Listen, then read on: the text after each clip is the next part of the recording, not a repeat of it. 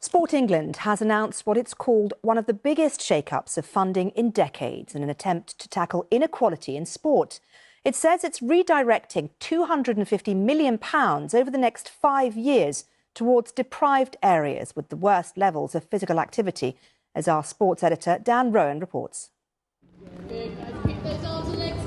Despite suffering from early-onset dementia, these pensioners in Canvey Island are benefiting from a groundbreaking participation programme designed to keep them moving, regardless of the barriers they face. The idea to make sport and physical activity accessible to all. This pilot's been really successful, so we've seen a reduce of ambulance call-outs, reduced attendance at GP practices.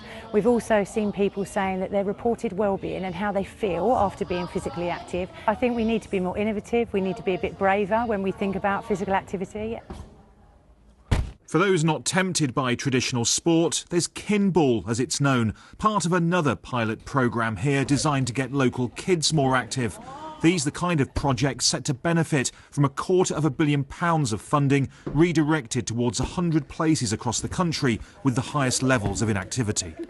This represents a really significant, probably unprecedented level of investment, actually, into specific places up and down the country, who are characterised by levels of inactivity and often as a result of a lower sort of social economic circumstance. So our ambition here is to rebalance that.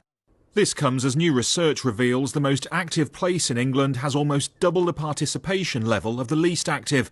A person's lifespan could vary by up to 9 years depending on where they live, and that people living in some places are twice as likely to have a disability or health condition than in other areas. Despite Britain hosting some of the biggest sports events in recent years, turning inspiration into participation has proved a major challenge, with 25% of adults in England deemed to be inactive, and the government says it wants millions more to be exercising regularly by 2030. The hope is that this new funding approach finally tackles the high levels of physical inactivity that often occur in areas of deprivation, like here in this part of Canvey Island. But some others believe a lot more needs to be done. 80 to 100 places is fantastic, but it is only 80 to 100 places.